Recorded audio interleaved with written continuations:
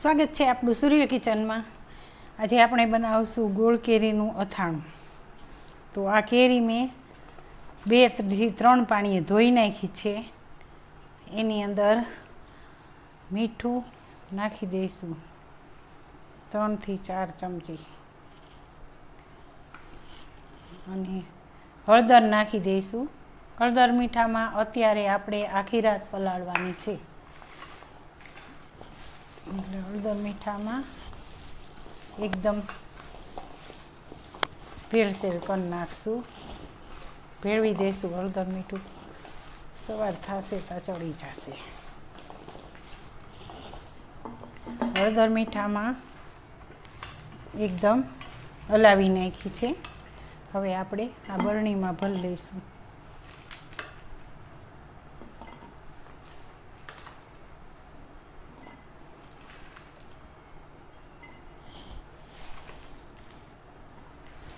અને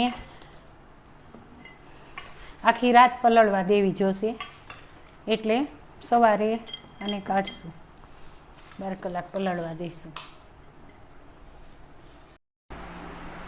તો આપણે આ કેરીને 12 કલાક પલાળી રાખી હતી અને એને આવી રીતના હલાવી નાખવાની, એટલે બધી કેરીમાં હળદર મીઠું ચડી જાય, એકદમ બેસી જાય। હવે આપણે એને સૂકવી દઈશું। આ 1 કિલો કેરી લીધી હતી અને એને એકદમ ન્યા કટકા કરાવી નાખવાના હોય, એટલે આપણે ઘરે આવીને રાજાપુરી કેરી લેવાની, ઘરે આવીને તકલીફ ન પડે। ચાકેથી તકલીફ પડે છે કટકા કરવામાં, એટલે પછી એને ઘરે આવીને સાફ સુડીએથી ને ચાકેથી કરી નાખવાની, જે કાંઈ હોય પ્રોસેસ સાફ સૂફ કરીને 2-3 પાણીએ ધોઈ અને હળદર મીઠામાં આપણે પલાળી હતી। હવે આપણે એને સૂકવી દઈશું, 4 થી 5 કલાક માટે સૂકવી દઈશું। સરસ પલળી ગઈ છે કેરી। આ ગોળ કેરીનું છે એટલે બહુ સૂકવવાની જરૂર નહીં, આને આપણે તડકે સૂકવાય નહીં, છાંયડે એકદમ ઘરમાં પંખા હેઠે સૂકવી તે ચાલે।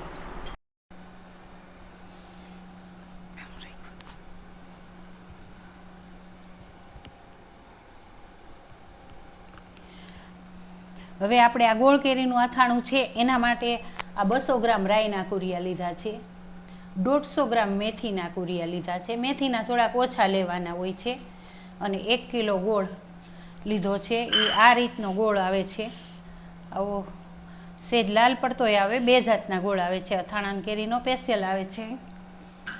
અને વરિયાળી લીધી છે 50 ગ્રામ, 100 ગ્રામ ધાણાના કુરિયા લીધા છે, આ ગાજરની સુકવણી લીધી છે 500 ગ્રામની, અને આ ખારેક લીધી છે 200 ગ્રામ ખારેક લીધી છે, અને થોડાક તીખા લીધા છે મરી, હળદર મીઠું અને મરચું તો આપણે પછી નાખશું, તેલ લીધું છે, અને આ ખારેક માટે આ પાણી। હવે આપણે આ પાણી ગરમ મૂકી એની અંદર ખારેક પલાળી નાખવાની છે 2 કલાક, એટલે ખારેક પોચી પડે એટલે એના 4 કટકા કરીને સૂકવી દેવાની। અને હવે આપણે તેલનો વઘાર કરી લઈશું।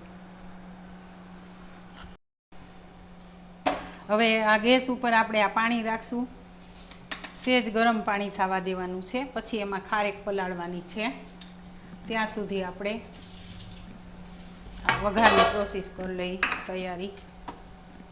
એમાં રાઈના કુરિયા પહેલાં નાખશું, સૌથી પહેલાં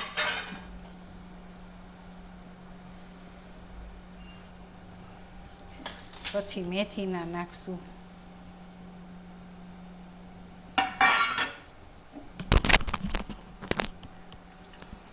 અને આના માટે આ ગરમ પાણી થઈ ગયું છે, એમાં ખારેક નાખી દઈશું, એને 4 કલાક પૂરતી પલળવા મૂકી દઈશું। હવે આપણે તેલ ગરમ મૂકશું, આમાં 1 ચમચી હિંગ નાખી દઈશું, હિંગ અથાણામાં નાખવી પડે છે જેથી કોઈને પેટમાં ન દુખે। તેલ આપણું ગરમ થાય છે, તેલ આપણે 500 ગ્રામ લીધું છે, એટલે બીજી વાર ગરમ કરીને નાખવું ન પડે। અત્યારે 500 ગ્રામ લીધું છે. તેલ ગરમ થઈ રહ્યું છે આપણું.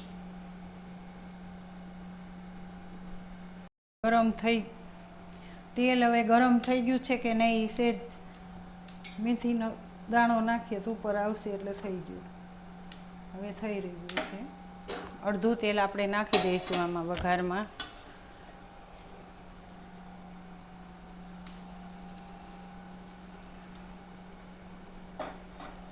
અને અડધું રાખશું.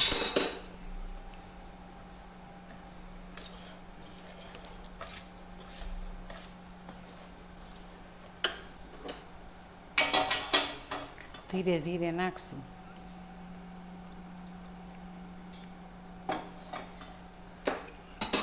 આમાં સિંગ તેલ લેવાનું હોય છે.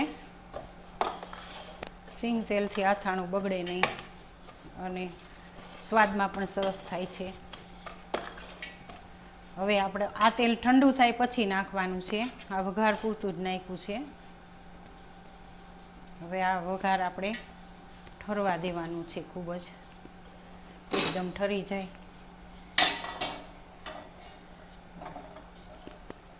તેલ ઠરી ગયા પછી નાખશું ધાણાના કુરિયા, અને એ બધું ઠરી ગયા પછી નાખવાનું હોય છે. હવે આપણે ઠરવા દેવાનું છે. હવે આપણે બધું તેલ નાખી દઈએ છીએ. થોડું ઘણું ઠરી ગયું છે. બહુ ઠર્યું નથી પણ થોડું ઘણું ઠરી ગયું છે.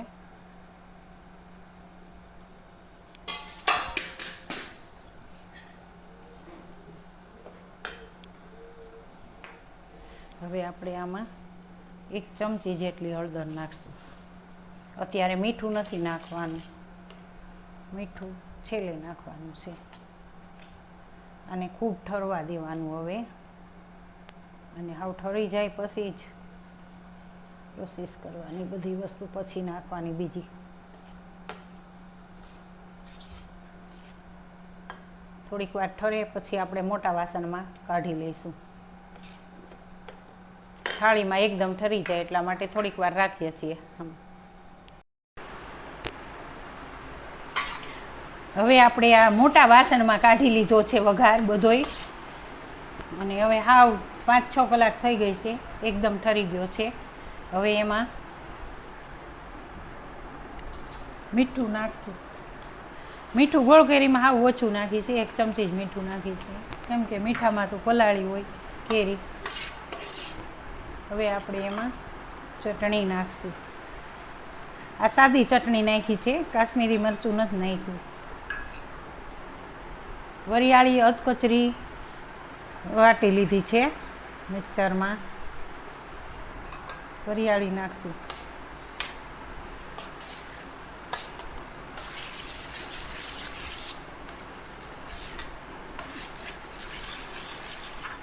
ધાણાના કુરિયા એ નાખશું. આ મોરી નાખશું.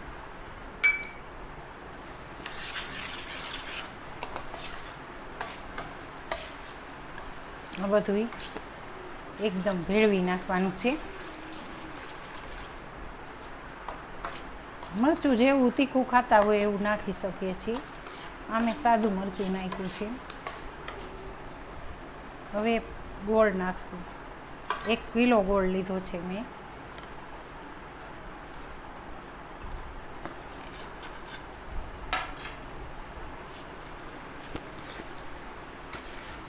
બધું ભેળવી નાખશું. એકદમ સરસ કરી નાખશું.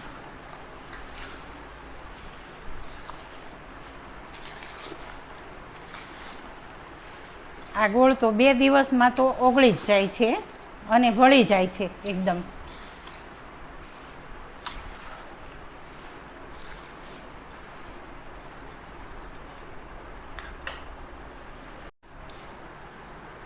થોડુંક મરચું આપણને ઓછું દેખાય છે એટલે આપણે નાખી દઈએ. આ 1 વાટકો મરચું નાખ્યું છે. 150 થી 200 ગ્રામ જેટલું.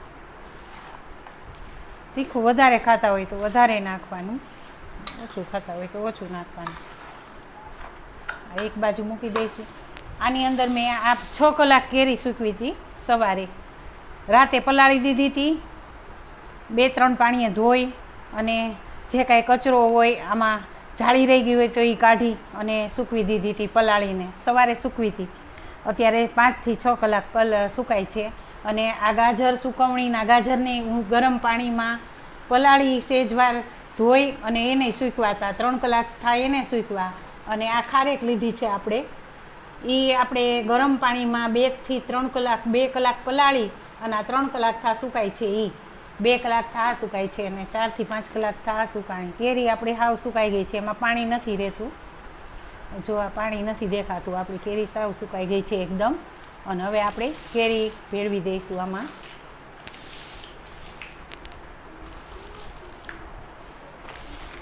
એકદમ સુકાઈ ગઈ છે.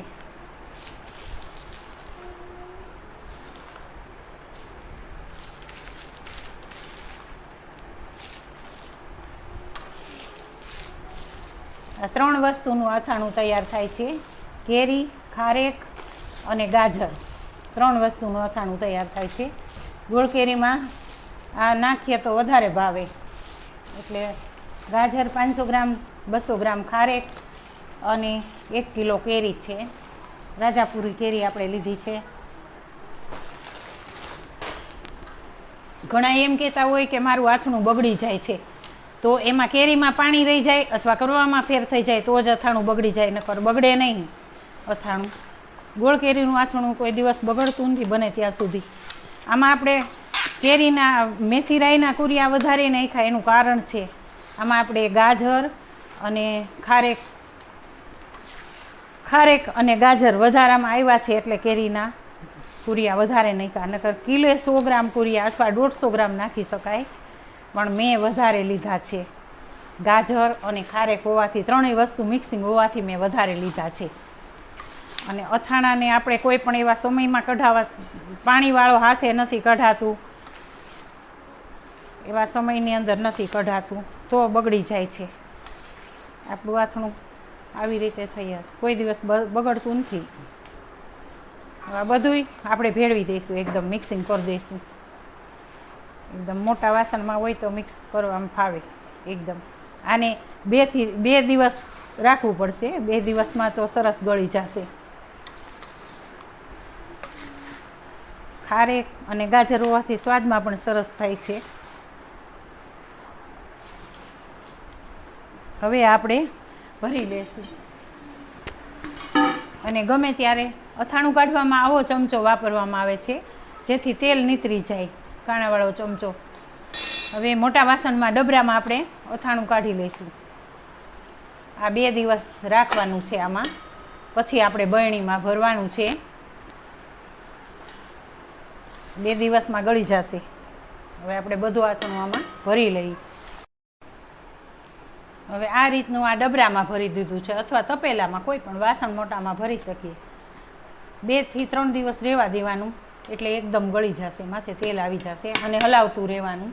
અને માથે તપેલું હોય તો માથે થાળી ઢાંકી દેવાની, ડબરો હોય તો માથે ઢાંકણું ઢાંકી દેવાનું, અને આ ઢાંકી દેવાનું છે. તો આ અથાણાને 2 દિવસ થઈ ગયા છે, અને 2 દિવસમાં ઘણું ખરું ગળી ગયું છે આપણું અથાણું. આ રીતનું થઈ ગયું છે, ઉપર તેલ આવી ગયું છે. 2 રાત થઈ ગઈ અને 2 દિવસ એકદમ સરસ થઈ ગયું છે. હવે આપણે આ ડબરામાં રાખ્યું છે, આમાં તપેલામાં પણ રાખી શકાય છે. હવે આપણે આમાં સર્વ કરશું.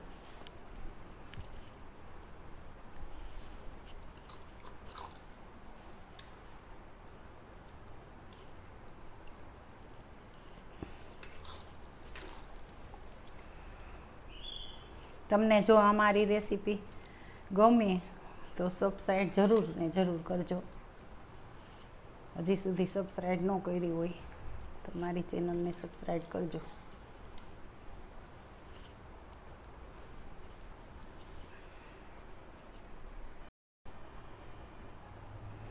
આ આપણે ગોળ કેરીનું અથાણું બનાવ્યું છે, એમાં 2 વસ્તુ બીજી નાખી છે, ખારેક અને ગાજર.